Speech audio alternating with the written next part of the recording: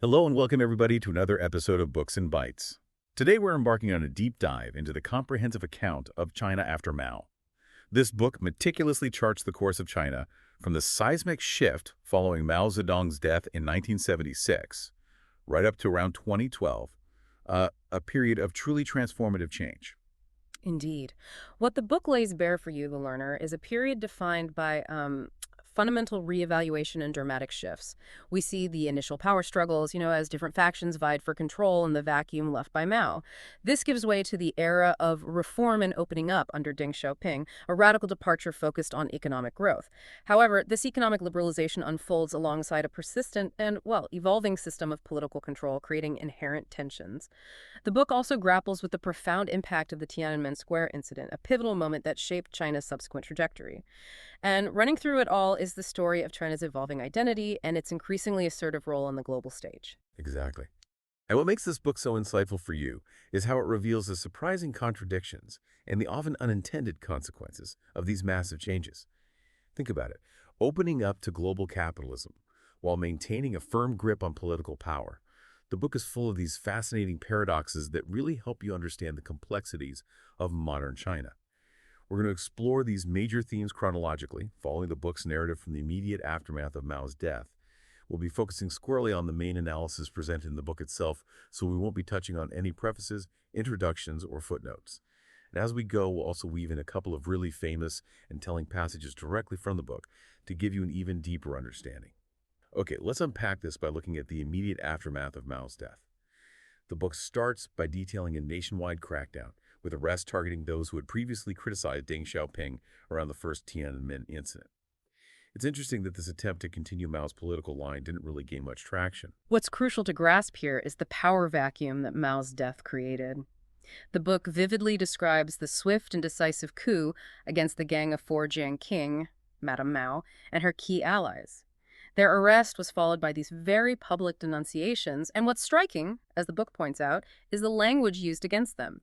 It echoed the extreme rhetoric of the Cultural Revolution itself. Wow. Yeah, they were branded with these almost cartoonishly villainous labels: Taiwanese spy, traitor, alien class element, even reborn capitalist element. This really underscores a key insight: the continuity of political purges as a fundamental tool within the system, even as the justification shifted. And into this void stepped Hua Guofeng, Mao's chosen successor. The book emphasizes Hua's deep commitment to upholding Mao's legacy, famously captured in the two whatevers policy.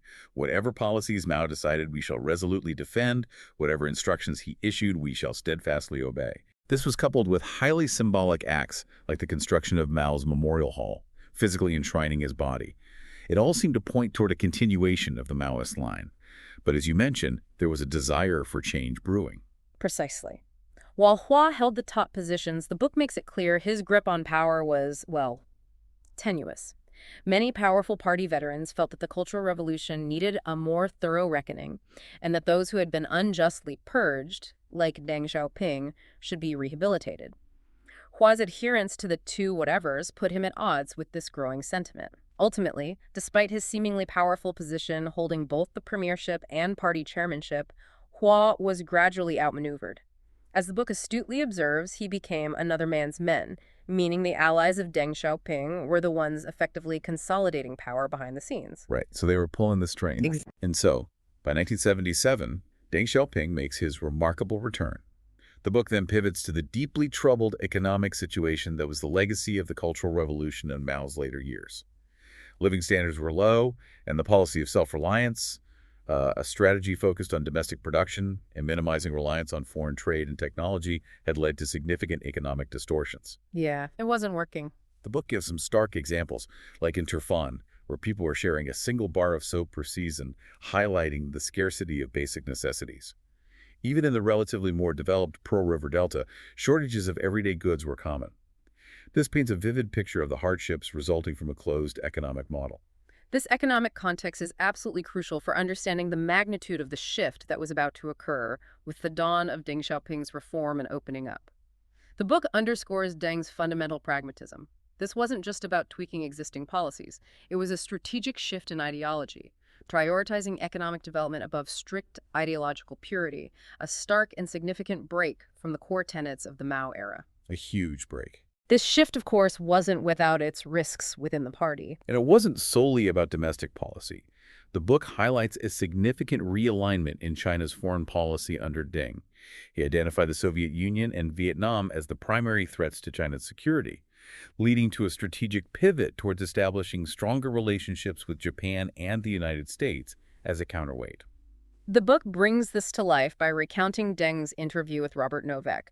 This wasn't just a casual conversation, it was a deliberate signal from Beijing expressing a strong desire for normalization of relations with the U.S. and for forging a united front against Moscow. What's particularly interesting, and perhaps a bit naive in retrospect, as the book points out, is that both Mao and Deng seem to harbor this belief that American journalists were essentially covert intelligence operatives. That's wild. It reveals a certain worldview at the top. Right. And as China began to cautiously look outwards, there was an initial fascination with acquiring foreign technology, seen as a shortcut to modernization. However, the book also mentions an internal study that actually concluded that the costs associated with acquiring and maintaining this advanced foreign equipment might ultimately outweigh the immediate economic benefits. Interesting. Furthermore, there was the significant problem of state-owned enterprises using foreign trade as a pretext for acquiring luxury goods for themselves, things like color TVs and cars, and the rampant rise of smuggling. The book notes that an estimated million TV sets were being trafficked, and even an army helicopter was reportedly used in these operations. A million TVs. Wow. The sheer scale of this illegal activity in places like Han and Linlong was enormous, representing a substantial drain on the country's limited foreign currency reserves. This also reveals some fundamental weaknesses within the command economy at that time. As the book explains, the centrally planned system faced obstruction and workarounds at virtually every level. Factory directors, for example, would often find ways to circumvent state production plans to benefit themselves or their local units, contributing to the growth of the black market after 1978. So gaming the system. Pretty much. The incentives within the system were often misaligned. Enterprises were primarily focused on meeting production quotas, not necessarily on producing high-quality goods that consumers actually wanted. The consequence, as the book details, was the accumulation of massive stockpiles of unsold products, reaching a staggering 35 billion yuan in value by 1982. 35 billion yuan. That's incredible. It's a fascinating paradox. A nation grappling with widespread poverty was simultaneously overproducing items like sewing machines, bicycles, and watches that had little market demand. And this situation naturally created a strong pressure to increase exports, starting around 1979. However, the book highlights the significant challenges faced by state-owned enterprises that had long been accustomed to a protected domestic market. They weren't ready to compete. No, they lacked the experience and often the incentive to compete internationally, and frequently resisted having to sell their goods for prices lower than what they were used to domestically. The state had to intervene with subsidies and tax rebates to make exporting a more attractive proposition for these enterprises. Meanwhile, beneath the surface of official policy, the book describes what it terms a silent revolution taking place in agriculture. Despite the government's continued official commitment to collective farming, there was a grassroots, bottom-up shift towards de facto privatization. Right, the household responsibility system. Exactly. Land use contracts were increasingly being given to individual families, allowing them to manage and profit from their own plots. The book emphasizes that this was often driven by sheer necessity, particularly in rural areas facing severe food shortages and even starvation, such as in parts of Shaanxi province. People were essentially taking matters into their own hands to ensure their survival. What's quite striking, though, is that the state didn't significantly increase its investment in crucial sectors like agriculture or education during this period. The book notes that government priorities tended to favor large-scale infrastructure projects and prestigious industrial developments instead. Yeah, the big shiny projects. Even Hu Yaobing, as the book points out, acknowledged the state's failure to achieve universal primary education. However, the prevailing rationale was that economic development was the top priority, and local communities were often encouraged to find their own solutions for funding and managing schools. This ongoing tension between the push for economic liberalization and the continued insistence on firm political and ideological control is a recurring and central theme that the book expertly navigates. We see an example of this, for instance, with the unexpected resurrection of Lei Feng as a major propaganda figure in 1980 under Hu Yaobang. Ah, Lei Feng, back again. The book explains that this was a deliberate effort to counter the growing tide of materialism, perceived bourgeois influences among young people who were increasingly exposed to smuggled foreign goods and different cultural ideas. Lei Feng, the selfless soldier utterly devoted to Mao, was held up once again as the model citizen. And that ideological pushback wasn't an isolated incident. The book thoroughly details the campaign against spiritual pollution, which was launched a few years later. This campaign broadly targeted anything perceived as bourgeois or decadent, essentially clamping down on Western cultural influences. Libraries saw books being purged, foreign films were abruptly canceled, and there was a palpable chilling effect on artistic and intellectual expression. So, open economically, but closed culturally and politically. That's the tension, exactly. It's fascinating how the book also highlights some of the unintended consequences that arose from the initial economic reforms themselves. For example, as state-owned banks were granted increased autonomy in their operations, this led to a significant surge in the money supply and a corresponding rise in inflation in the mid-1980s. Ah, inflation strikes. These banks aggressively increased lending, often without sufficient oversight, contributing to macroeconomic instability. And the contract responsibility system that was introduced in state-owned enterprises, while intended to boost efficiency and productivity, also revealed inherent limitations, as the book points out. The absence of effective bankruptcy mechanisms meant that inefficient and loss-making enterprises could continue to operate, draining state resources. Zombie enterprises, basically. Right. Wage increases were often implemented without corresponding increases in production, further fueling inflation. And persistent problems like energy shortages, as was the case in Tianjin, continued to hamper economic progress. The book even includes a telling local saying from Shashi, old wine in new bottles, or a different broth concocted from the same medicine, which really captures the underlying skepticism about the depth and genuineness of the changes at a fundamental level. Yeah, that saying really hits home, doesn't it?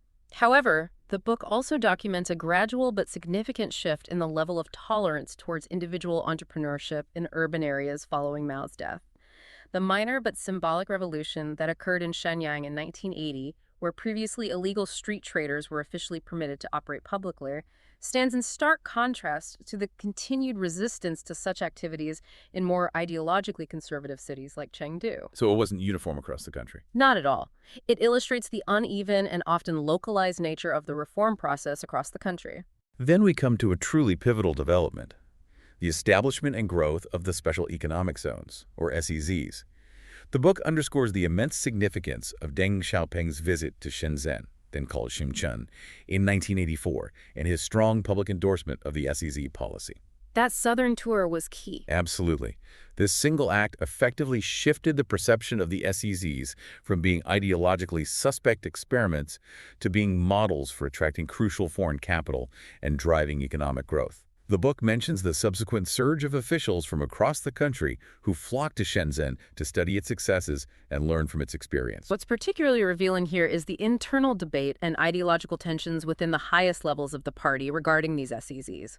The book notes the initial deep concerns and warnings voiced by influential leaders like Zhao Ziang and Chen Yun, who cautioned against what they saw as the danger of dissolving into capitalism. They were worried. They were. They were careful to emphasize that these were strictly economic zones, not special political zones, and issued reminders that foreign capitalists are also capitalists, highlighting the inherent ideological tightrope they were walking. To attract that vital overseas Chinese investment, the book details a deliberate and often quite persuasive charm offensive undertaken by the government. This included the significant step of restituting property that had been confiscated during earlier political campaigns. A smart move, practically. And interestingly, the People's Daily even cited the Soviet Union's new economic policy in the 1920s, which had allowed for limited private enterprise as a historical precedent to justify these capitalist experiments within a socialist framework. Finding justification, right? The book also doesn't shy away from highlighting the initial challenges and difficulties faced by the fledgling SEZs. One notable example was the significant number of workers who attempted to escape across the border to Hong Kong, drawn by the vastly higher living standards and greater freedoms there. Yeah, the lure of Hong Kong was strong. This issue even led to the construction of a large physical fence along the border, starkly illustrating the differences between the two systems. The renaming of the Bao Trade Zone to Shenzhen Special Economic Zone in 1979, along with the establishment of other SEZs like Zhuhai, Shantou, and Jian, marked a tangible commitment to granting these areas greater local autonomy, particularly in the realm of foreign trade and investment. And the book includes a fascinating anecdote about Alvin Toffler's influential book, The Third Wave, becoming mandatory reading for many party officials. The third wave. Yeah. It was almost seen as a blueprint for how China could leapfrog into the modern era by embracing technology and the information economy, even if Toffler's ideas weren't entirely aligned with traditional Marxist thought. It reflects a kind of intellectual pragmatism in the pursuit of modernization. That's quite something. Building on the perceived success of the initial SEZs, the book details the further opening of 14 coastal cities in 1984.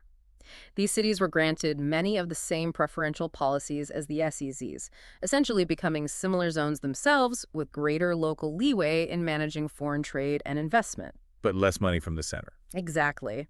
A crucial distinction was that they generally did not receive the same level of direct central government funding as the original SEZs like Shenzhen. Turning our attention to China's engagement with the international landscape during this period, the book points out a somewhat surprising and perhaps telling lack of strong legal sanctions or even widespread moral disapproval regarding the issue of counterfeiting. The counterfeiting problem starts early. It seems so. This, the book suggests, reflected the rather limited understanding and concept of private intellectual property rights at the time. However, in other areas, foreign trade was undergoing a significant transformation. The book notes the gradual dismantling of the long-standing monopoly held by state-run foreign trade corporations. A key change was the increase in the proportion of foreign exchange that local vendors and exporting enterprises were allowed to retain from their overseas sales. This provided a much stronger direct incentive for expanding international trade activities. Making it worth their while. Right. The book also recounts the memorable visit of British Prime Minister Margaret Thatcher to Beijing and Deng Xiaoping's rather unexpected accusations of British manipulation of the Hong Kong dollar. Oh yeah, that meeting. This really highlights a fundamental difference in understanding international finance and the workings of parliamentary systems. And of course, we can't forget the iconic image of Thatcher's tumble on the steps of the Great Hall of the People during that visit. The stumble heard round the world. These interactions really underscore the complexities and occasional misunderstandings inherent in navigating international relations during this period of profound internal change within China. The differing worldviews and the challenges of communication are quite evident in the book's account. Shifting back to the domestic front, despite the significant economic opening that was underway, the book reminds us that the underlying framework of political control remained firmly in place. Deng Xiaoping himself, in 1983, renewed his emphasis on the need to combat spiritual pollution, signaling that economic liberalization did not equate to political liberalization. Keeping the lid on. And the book discusses Hu Yaobang's efforts to rejuvenate the ranks of the Communist Party by promoting younger, more reform-minded individuals, many of whom had ties to his old power base in the Communist Youth League. This highlights the continuing importance of personal loyalty and the cultivation of power bases within the hierarchical structure of the one-party system, a dynamic that, as the book notes, even Lenin had attempted to outlaw much earlier, albeit without lasting success. Factionalism dies hard, huh? The book also covers the suppression of student demonstrations that occurred in December 1986. The mayor of Tianjin, where some of the protests took place, attempted to downplay their significance, and the People's Daily newspaper issued assurances to students that political reform would eventually follow the ongoing economic reforms. Kicking the can down the road. This reflects a recurring tactic of acknowledging some grievances while firmly maintaining the limits of acceptable dissent and the party's ultimate authority. By the mid-1980s, the book details the growing problem of regional protectionism. Local authorities, often driven by a desire to protect their own nascent industries and tax revenues, began to erect barriers to interprovincial trade. The vivid example provided in the Book of Grapes being subjected to numerous checkpoints and tariffs as they move between provinces really illustrates this fragmentation of the national economy and the challenges it posed to creating a unified domestic market. The grape tax, basically. And inflation became an increasingly serious issue during this period. The book explains how decisions made by local governments, coupled with certain economic policies championed by Zhao Ziyang, contributed to a significant rise in prices. This led to a noticeable decline in the real incomes of many urban households, and the government was even forced to reimpose rationing for basic food items like pork and sugar in an attempt to control the situation. Rationing again. Wow.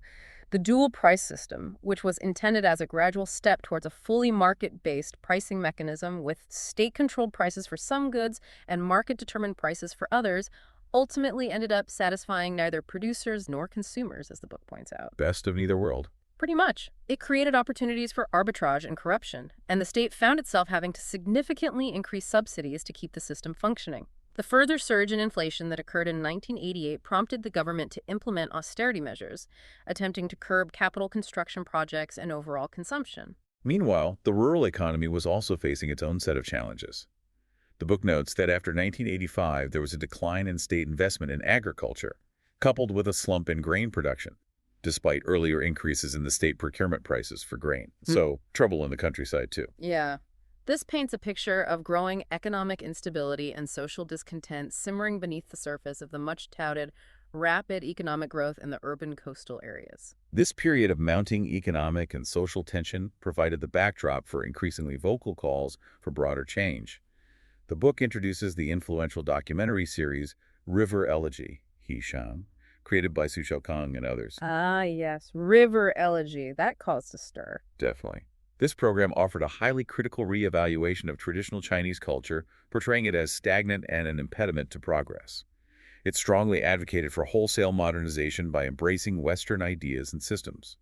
The book highlights its almost iconoclastic critique of revered national symbols like the Great Wall and the Imperial Dragon, which sparked considerable debate and controversy. Questioning everything. The book also mentions the continued activism of individuals like Ren Wanding, a veteran dissident, and the increasingly bold pronouncements of intellectuals like Su Shaozi.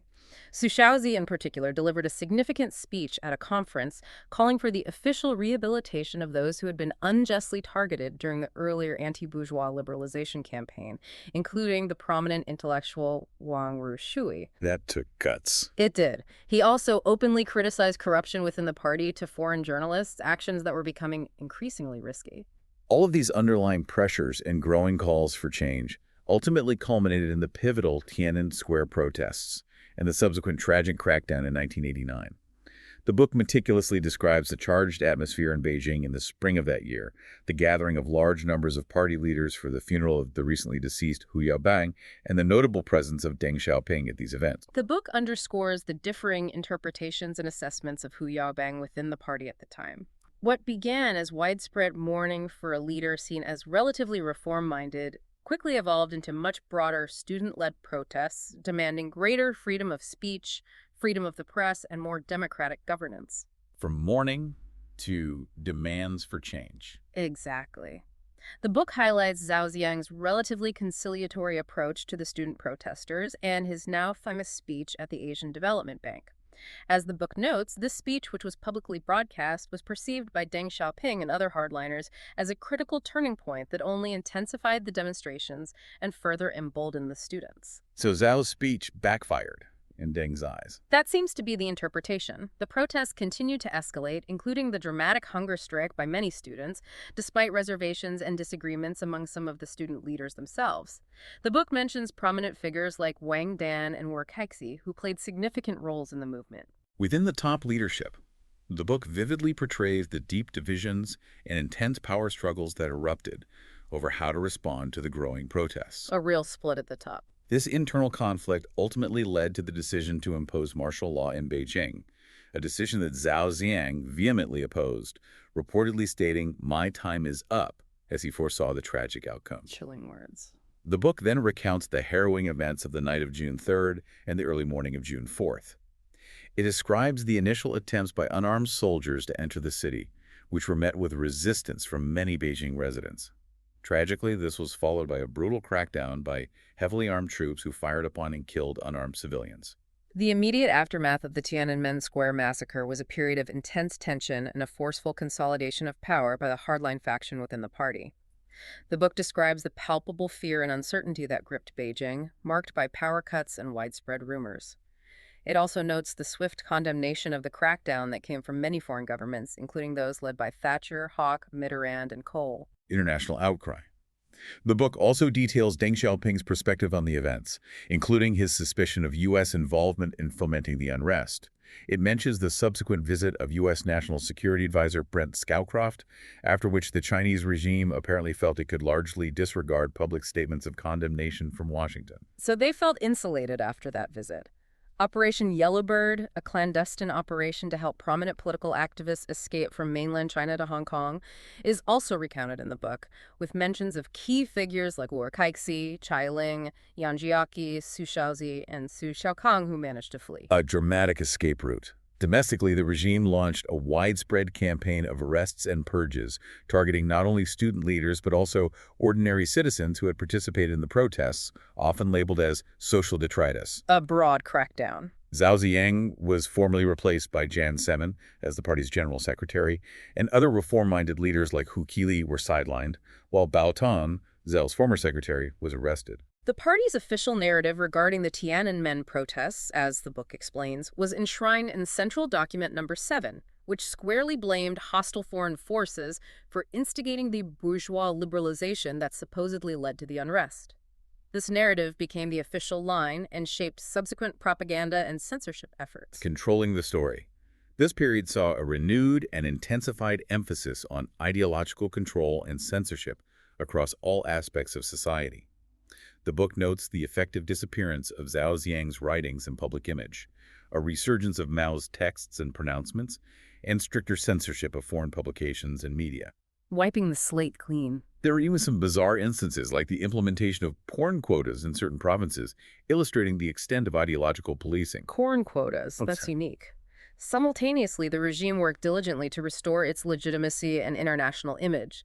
The successful hosting of the Asian Games in Beijing in 1990 was a key part of this strategy. A PR victory. The government also launched extensive campaigns of patriotic education, emphasizing spiritual civilization, reviving the cult of Lei Feng, and promoting the narrative of National Humiliation Day to foster national unity and deflect criticism. The United Front, an organization aimed at influencing opinions both domestically and overseas, was strengthened to counter what was perceived as peaceful evolution, the idea that Western liberal democratic values would gradually undermine communist rule. Pushing back against Western influence, the book draws a stark contrast between the events in China and the dramatic political transformations that were unfolding in Eastern Europe around the same time, such as the Solidarity movement's landslide victory in Poland's elections, highlighting the different paths taken by communist states. Yeah, very different outcomes. Economically, China faced significant challenges in the immediate aftermath of Tiananmen, including rising foreign debt, dwindling foreign exchange reserves, and the imposition of strict and often draconian controls on foreign exchange transactions and imports. Economic pain followed. Zhu Rongji, who would later become premier, began to spearhead efforts to address the mounting debt crisis faced by local governments and state-owned enterprises. However, the book notes that these efforts often met with a resistance from older, more ideologically conservative leaders within the party, who feared that significant economic restructuring could lead to further social unrest. Fear and instability. Exactly. Interestingly, despite the political crackdown, the book points out the somewhat paradoxical emergence of unregulated bond and share markets in China around 1989 and 1990, indicating the underlying momentum of economic forces. The economy just kept going in some ways. Despite the political conservatism that followed Tiananmen, the book documents an increasing and ultimately unstoppable push for more market-oriented economic reforms in the early 1990s. This period saw rapid economic growth, but also a resurgence of inflationary pressures. By 1993, most of the remaining state controls on food rationing and pricing were finally scrapped, signaling a significant step towards a market economy. So the reform drive restarted. The book highlights the role of Yang Babing, a powerful military figure, in supporting Deng Xiaoping's renewed push for economic reform during this period. However, it also notes his subsequent and somewhat abrupt demotion, which the book suggests was likely due to concerns among other leaders about his perceived political maneuvering related to the eventual succession after Deng. Power politics never stop. Right. Zhu Rongji continued his crucial fiscal and currency reforms, and the book points out the increasing use of the term transition to describe China's economic shift, which ultimately facilitated its long-sought-after entry into the General Agreement on Tariffs and Trade, GATT, the precursor to the World Trade Organization, WTO. Laying the groundwork for WTO entry. Turning to China's international posture in the mid-1990s, the book recounts Deng Xiaoping's consistent and unwavering stance on the issue of Taiwan. While he consistently refused to rule out the potential use of force to reunify the island with the mainland, he also put forward the concept of one country, two systems as a potential framework for achieving this goal. The carrot and the stick approach. Interestingly, the book mentions that even Hu Yaobang, in private discussions, had envisioned a future scenario where military intervention might be necessary. The Third Taiwan Strait Crisis in 1995-1996, triggered by Taiwan's President Lee Teng-hui's visit to the United States, is detailed in the book. China responded with a series of provocative missile tests in the Taiwan Strait, prompting a significant show of force from the U.S. in response, including the deployment of aircraft carrier battle groups. Tensions flared high there. The book highlights this incident as a key moment that solidified the U.S. policy of strategic ambiguity regarding its potential military intervention in a Taiwan conflict. China also became increasingly assertive in asserting its territorial claims in the South China Sea, particularly regarding the Paracel and Spratly Islands, including the construction of structures on Mischief Reef that were widely interpreted as military bunkers. Building facts on the water. The book then moves on to the highly significant handover of Hong Kong from British to Chinese sovereignty in 1997. It describes the contrasting approaches taken by the last British governor of Hong Kong, Chris Patten, who attempted to introduce greater democratic reforms in the lead-up to the handover, and Beijing's strong opposition to these moves. Patten's reforms were controversial. This ultimately led to China's decision to establish a provisional legislative council in Hong Kong to replace the existing elected body. The late 1990s also saw growing financial vulnerabilities within China's rapidly expanding economy. The book details increasing concerns about the financial health of local banks and trust companies, culminating in the high-profile collapse of Guangdong International Trust and Investment Corporation, GIDIC, in 1998. GIDIC's collapse was a big shock. It was. This event triggered broader anxieties about the potential insolvency of other commercial banks across the country. In response, the government initiated a wave of mergers and corporatization of state-owned enterprises, including listing some of them on overseas stock exchanges, although the state typically maintained a controlling stake in these entities. Trying to shore things up. Domestically, the late 1990s and early 2000s were marked by rising levels of social unrest. The book attributes this to several factors, including the increasing unemployment resulting from the restructuring and closure of inefficient state-owned enterprises, as well as the declining revenues of rural enterprises. Layoffs and rural hardship. Adding to the burden on rural populations were various fees and levies imposed by local governments. The book mentions widespread protests by laid-off workers in urban areas and an increase in rural riots, although it also notes the lack of any unified or nationally coordinated action among these disparate groups. Discontent but fragmented. During this period, the government also launched a significant crackdown on the Falun Gong spiritual movement starting in 1999. To bolster the party's ideological grip and broaden its base of support in a rapidly changing society, Jiang Zemin introduced the ideological campaigns of the three emphases and the three represents. New ideological campaigns. China's relationship with the international community during this period was also complex. The book discusses the 1999 NATO bombing of the Chinese embassy in Belgrade during the Kosovo War, which triggered government-sanctioned anti-American protests in China. The Belgrade bombing was a major flashpoint. However, despite this diplomatic crisis, the book notes that China's overarching priority remained its accession to the World Trade Organization, WTO, and relations gradually shifted back towards that goal. Eyes on the economic prize. The persistent problem of piracy and the counterfeiting of goods, despite official promises and various agreements, continued to plague China's international trade relations, with China being labeled the world's #1 counterfeiter by as early as 2001. The book even mentions the increasing sophistication of Chinese counterfeiting operations, extending to complex products like automobiles. Counterfeiting goes big time. The early to mid-2000s witnessed a massive economic boom in China and a significant expansion of its global influence. The book explains the mechanisms behind China's enormous trade surpluses, including its fixed exchange rate policy and significant state intervention in the economy, which effectively kept the yuan undervalued, making its exports cheaper. The export machine kicks into high gear. China's seemingly insatiable demand for natural resources to fuel its manufacturing sector had a significant impact on global commodity prices. Hu Jintao's Go Global strategy aimed to secure access to these resources through increased investment in emerging economies around the world. Securing resources globally. The book also highlights the massive scale of construction and infrastructure development within China, fueled by a significant bank lending and foreign direct investment. However, this rapid industrialization came at a steep environmental cost, with the book noting significant levels of pollution, often exacerbated by local governments prioritizing economic growth over environmental regulations. Growth at any cost, environmentally. There was even a phenomenon of wealthier coastal cities effectively exporting their polluting industries inland. The book also recounts the SARS outbreak in 2003 and the initial cover-up by local authorities, which was later exposed by Dr. Zhang Yangyang, highlighting issues of transparency and accountability. The SARS cover-up, that was damaging. The 2008 Beijing Olympics became a powerful symbol for the Chinese regime, which used the event extensively to promote nationalism and project an image of strength and global prominence. The book describes the extensive and often intrusive security measures implemented for the Games, including the suppression of dissent and restrictions on freedom of expression, despite some limited and ultimately unsuccessful attempts to allow for greater openness in designated special zones. Security was intense for the Olympics. The leadership viewed the successful staging of the Olympics as a major validation of their development model and their approach to governance. The global financial crisis of 2008 had a significant impact on China's economy. The book details the massive stimulus package introduced by Premier Wen Jiabao, which was largely focused on boosting domestic consumption and investing in infrastructure projects. The stimulus response. However, this stimulus also led to a reappearance of overcapacity in several key industries and contributed to rising trade tensions with other countries.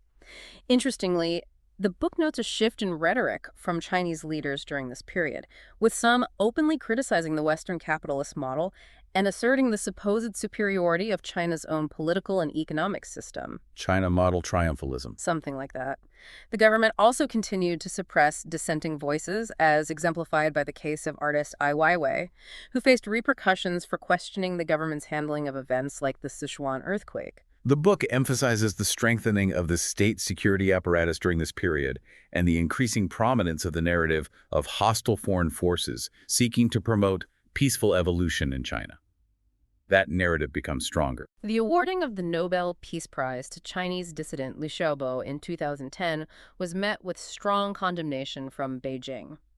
The Go Global strategy was also extended to ideological work, with a significant expansion in the number of Confucius institutes around the world aimed at promoting Chinese language and culture, but also facing scrutiny for their potential political influence. Confucius institutes spread globally. China's military power and its assertiveness in international affairs, particularly in the South China Sea and in its relations with neighboring countries and Taiwan, continued to grow. The book highlights a noticeable shift away from Deng Xiaoping's earlier strategy of biding one's time in international relations towards a more proactive and assertive foreign policy. The end of hide and bide. The book concludes its primary analysis around the beginning of Xi Jinping's leadership in 2012. It notes the commencement of his sweeping anti-corruption campaign, which rapidly became a permanent and defining feature of the political landscape, extending its reach into the business community as well. The anti-corruption drive begins. The book also highlights the increasing and consistent focus under Xi on the perceived threat of hostile foreign forces seeking to undermine the party and the nation. That focus intensifies. Finally, it briefly touches upon some of the emerging economic challenges facing China by the early 2010s, including a growing reliance on debt-fueled growth, a widening wealth disparity that was limiting the potential of domestic consumption, and the increasing unsustainability of the previous export-oriented growth model. Economic headwinds appearing. The book subtly suggests a potential dead end for the Communist Party if it fails to adapt to these evolving circumstances. A crucial point. Woven throughout the book's detailed narrative are some truly illuminating and often quoted statements from key figures. One that stands out is Zhao Ziyang's 1987 pronouncement. "We will never copy the separation of powers and the multi-party system of the West." Quote, "This firmly underscores the party's unwavering commitment to its own political model." Interestingly, the book also mentions a private comment Zhao reportedly made later to East German leader Erich Honecker, suggesting a belief in a very gradual and controlled reduction of liberalization. Gradual change, maybe. Contrasting this, the book also includes Xi Jinping's forceful warning in 2018 China must never copy other countries, specifically citing judicial independence and the separation of powers as models to be avoided. A very different message there. These passages, taken together, powerfully illustrate the consistent and enduring determination to maintain the Communist Party's monopoly on power, regardless of the dramatic economic transformations that have occurred. So for you, the learner, this deep dive into China after Mao reveals a truly intricate and often paradoxical story. The complex and at times fraught interplay between radical economic reform and an unyielding commitment to political control. Mm-hmm.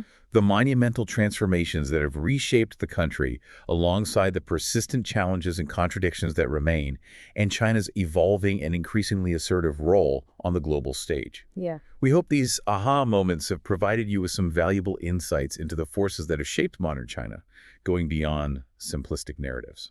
As you reflect on this pivotal period, it's crucial to consider the long-term implications of these trends. The inherent tensions within China's development model, the delicate balancing act between fostering economic dynamism and maintaining tight political constraints, have had a profound and lasting impact on the lives of the Chinese people and continue to significantly shape the dynamics of the international community. And that brings us to a final thought for you to consider. Given that China after Mao concludes its detailed analysis around 2012, how might the deep insights we've gained from exploring this transformative era help us to better understand the significant developments in China's domestic and foreign policy that have unfolded more recently under Xi Jinping? Yeah, that's the big question. What elements of continuity and what potential points of departure might we expect to see as China continues its complex and consequential journey? It's certainly a crucial question to keep in mind as you observe China's ongoing evolution. Thanks for joining us for this deep dive.